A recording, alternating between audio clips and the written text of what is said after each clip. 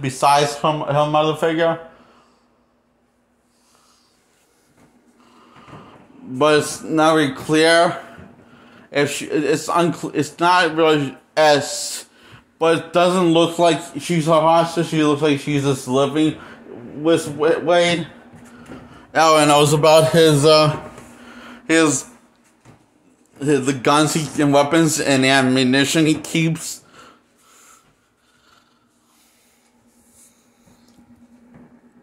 So he believes that if he's good looking again, he'll get his girlfriend back, and she wouldn't accept him for what he looks like now. And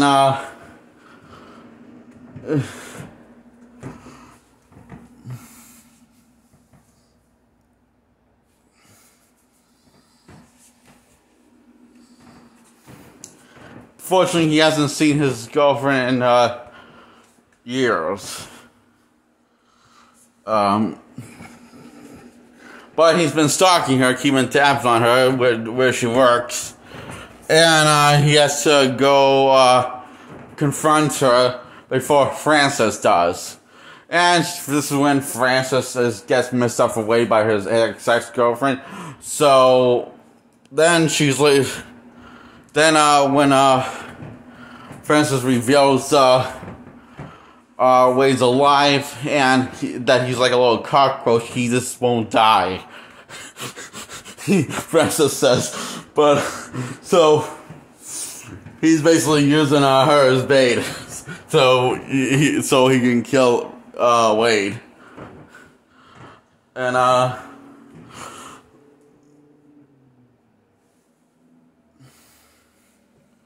so Wade decides to team up with Megatron, Teenage Warhead, and Colossus, who interfered earlier, and says that he will take them up on their offer and think about joining the X-Men if they help him save his girlfriend. So they agree. So and he forgot his duffel bag that has all of his extra weapons. He's forgotten twice in this movie, so he forgot again. Which is sad, because I was hoping to see a lot more. It would have been a lot more fun if he did forget his duffel bag. But he did. So he decides to use maximum for this, kill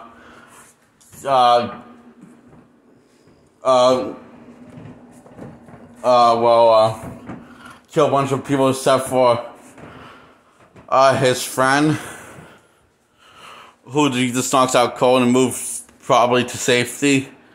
And Megatron, Teenage Warhead sees that saves Colossus' skin, while Francis is fighting Deadpool, and Megatron, Teenage Warhead saves Colossus' skin while this girl is literally strangling Colossus, who has super strength. And when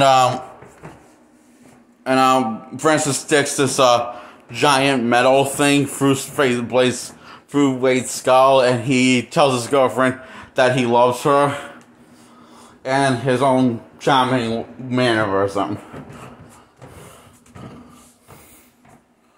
And so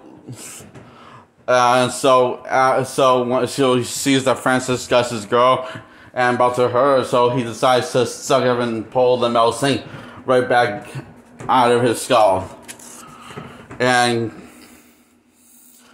takes ass and saves his girlfriend. And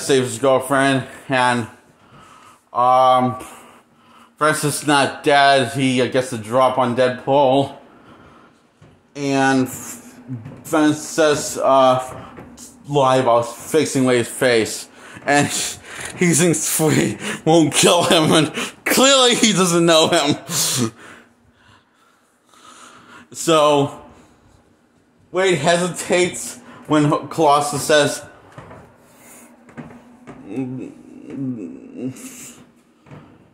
6 moments. That's all it takes to be a hero. to do the right thing, to be a hero. And he goes on to speak about how everyone's saying is get up, brush your teeth like a hero, work out like a hero. Not true. There are only very few moments when you get to be a hero, like sparing an enemy. And then he rambles on and loses weight, and then Wade shoots his brains out. Not Colossus, no, the bad guy. And Colossus throws up. That's why did you do that? He says, well, you're rambling on. Look, I might not be a hero, but at least that guy won't do what he did to me.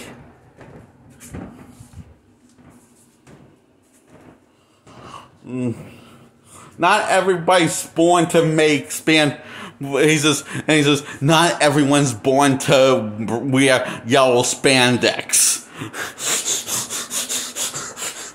You're not supposed to be an X-Men. So he says, and he says, fine, just look out for the next 5 moments. So,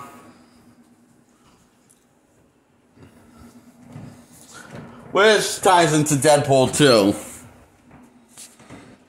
See, in the Suzu Cup, we see this kid getting tortured and abused.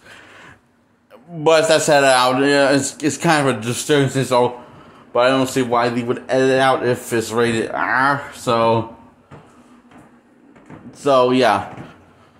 So Deadpool, after his girlfriend gets murdered and he blames himself, he's depressed and he joins the X-Men as a trainee and decides to kill the bastards who abused the kid.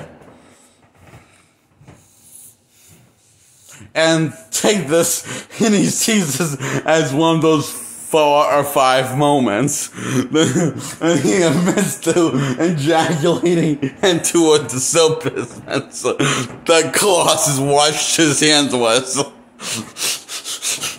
And all the other X-Men did. And he does a little twist, and he says, when he finds out the kid's abused, he says, shit. 4 or 5 moments, he says. That's all it takes to be a hero. Some people says you need to brush your teeth like a hero. Ejaculate in a soap dispenser like a hero.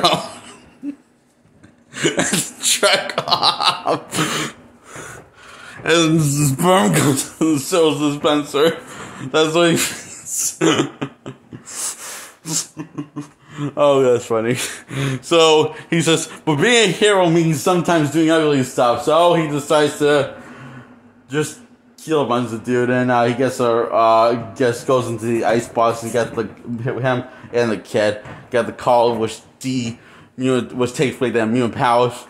And brings back Wade his cancer and accelerates his cancers and accelerates his cancer because without his healing factor, he's just a walking piece of cancer.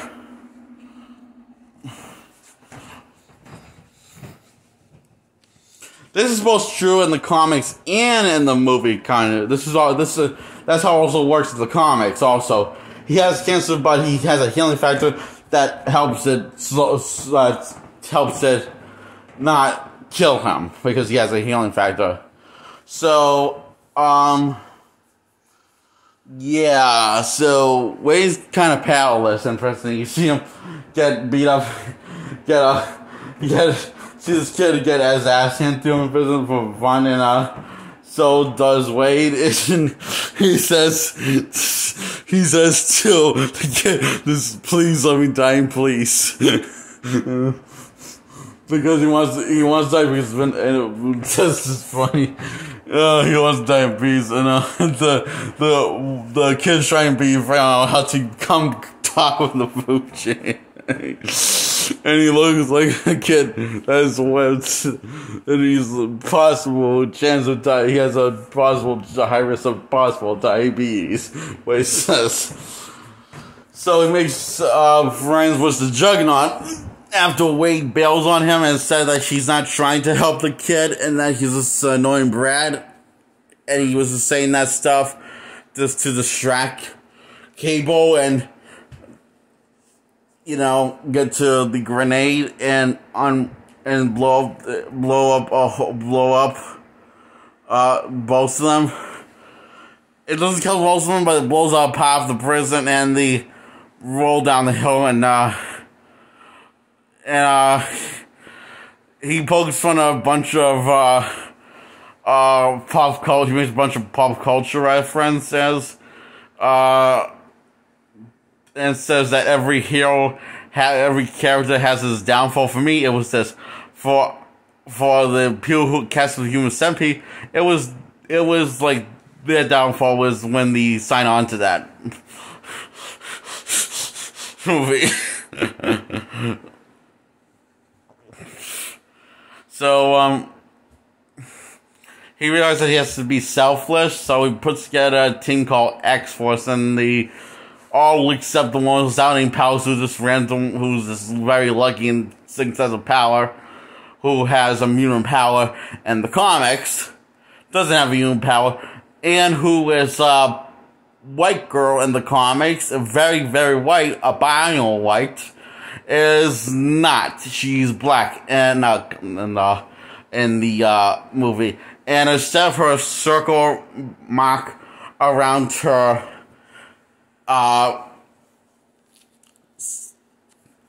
her face being black, her polka dot mark around her eye, it is now returned white.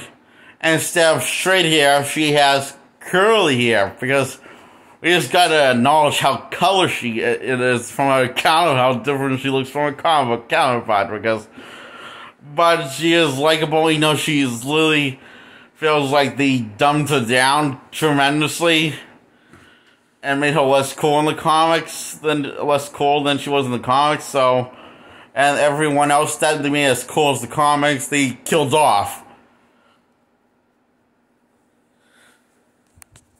in a brutal, gruesome fashion, Korean fashion. And they all wonder why they're as cool as the comics, because they all have powers or aliens. Because why couldn't you just kill off Domino? I'm sorry, but no, I hate her, right? Compared to all the other X-Force members. I mean, I understand why he killed off Regular Man, who is Bob, but you couldn't kill off Domino too? Bob was like more interesting, not great, but I'm sorry, but I feel like they just don't. Can't you kill Bob and Donald and this Bob and Donald and just leave the cool members alive, the ones that have powers and actually cool looking, have cool designs and look more like the comic counterparts, unlike Domino? It's like, damn it. And so yeah, Donald gets to drop one Cable, and Wade comes and backs up Domino, and they all crash the vehicle that's holding on the mutants, and Juggernaut gets this now free, and so is the kid. And now he's buddies with the Juggernaut, and he tells Wade to piss off. In a very Korean fashion. So the Juggernaut is about to lead Russell. The kid is down very dark, passive evil, and so the reason why Cable's been killing Russell, trying to kill Child Russell, because he kills his family in the future, his entire family, his wife and children. So he explains once he makes his first kill, he gets a taste for it. So they're going, Wade and Cable going to team up to stop Russell from making his first kill, and gets a taste for it. A bunch of chaos happens, and Wade sacrifices himself to save Russell, and Russell's the first person that killed, wait, that Ray's the first person that he kills, and we say goodbye to our main character, and he goes to heaven and meets his girlfriend, and she says it's not time for us. It's saying your family needs you. You'll see what they need, why they need you. I guess that's going to be safe for the sequel.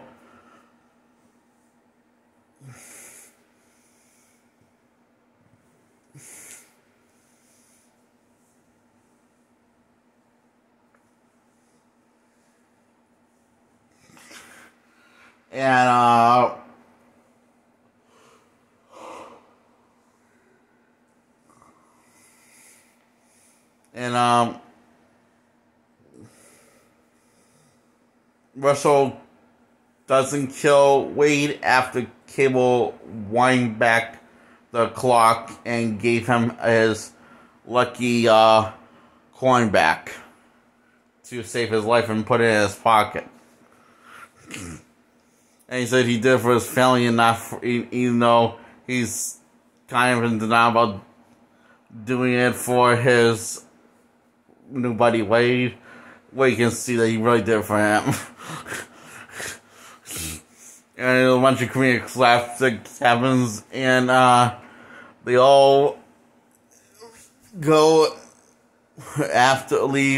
the place, the institution, after everyone's dead, including the head of the institution got ran over by the taxi driver. And because Cable's about to kill him, Wade says, no more bloodshed. We'll let Karma take care of this bastard. Wade saw the guy driving by a mile away. He considers that Karma.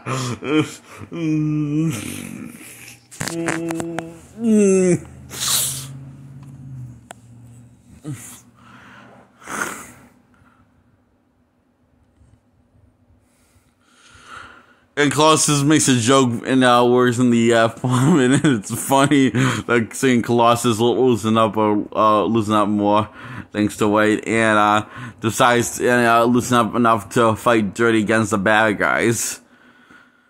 Because Wade said that sometimes doing the right thing isn't always clean. So this inspires Colossus to back Wade up along with Meg's on Teenage Warrior and her new girlfriend.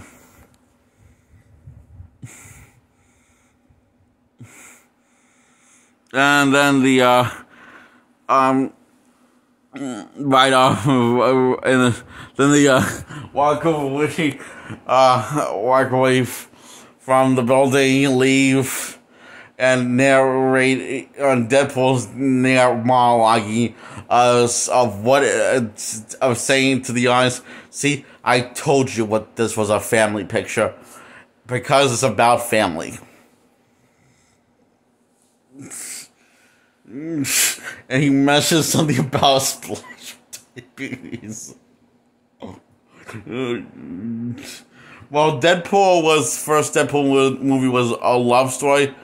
And was mainly a love story it had. This one is more about what it means to feel the coming together as a family, as a team, a superhero team. So it is about family. Deadpool wasn't joking about that. It is about family. This is about coming together as a family.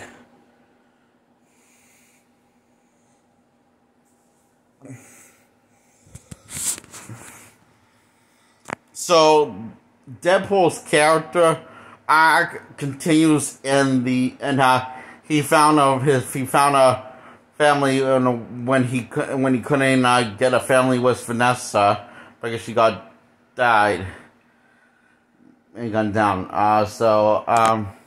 He got his vengeance. He didn't got a family, but he got a family in the end by the third act. In the Juggernaut, Meg's on Teenage Warhead and her girlfriend Yoshi and Russell, Cable, And I like the taxi driver counts too. Oh, if I can remember his, I too bad I can't remember his name.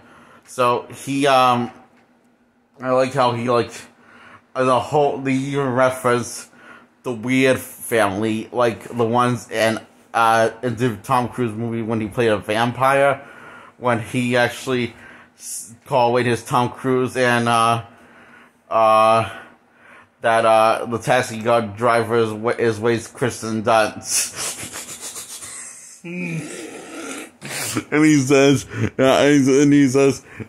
says, remember when Tom Cruise and feed Kristen Dunst?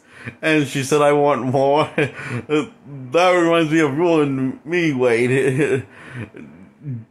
Do you see me as like that? And he says, I will never not picture you like that. Ever. No matter how high I try. And that's when Wade says, you're my Kristen Dunst. After the test guy says, you're my Tom Cruise.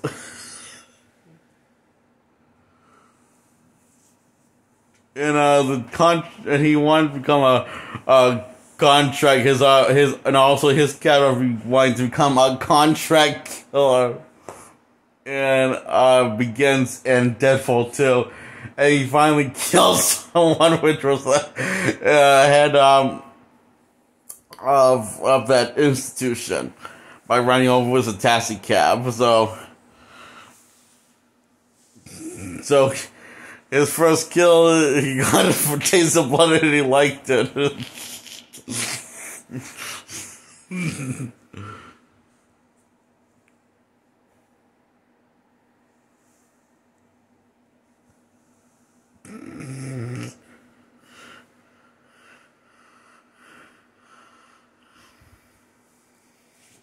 And I know I said I gave Deadpool 1 a low rating, but I want to talk about the whole history of basically the whole history of Deadpool slowly becoming a real hero throughout the two Deadpool films, and from a mercenary into a hero, and she's a lot more heroic in the sequel. And heroes can kill people. Just ask Batman or the Punisher or the Shadow or Zorro.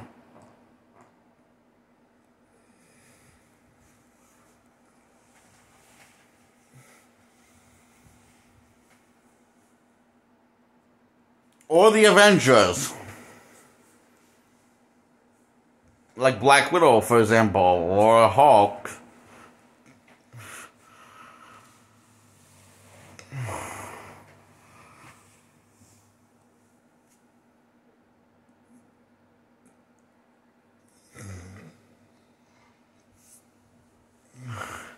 MCU's Avengers, so...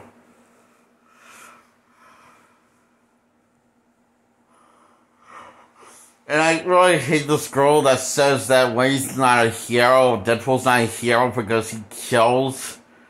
And then I point out that so does Batman, and she just shut up about that. That's what was good. Felt good.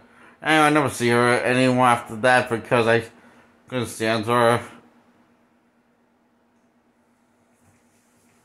I've come to the house on a regular basis. So yeah.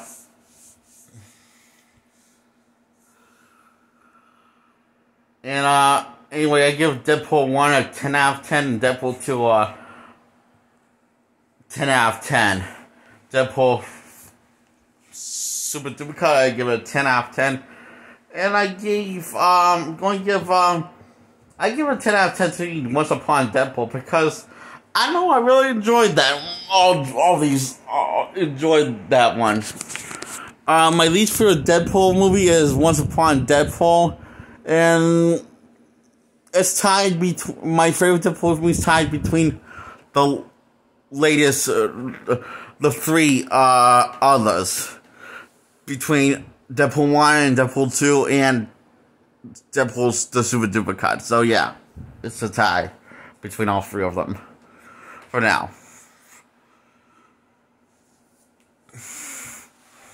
But if I had to choose which one I like more, it's Deadpool 2. For the extended cut or for the theatrical cut, I like both more than Deadpool 1. So, Deadpool 2 extended cut, Deadpool 2 the theatrical cut and extended cut is the best Deadpool movies you can see.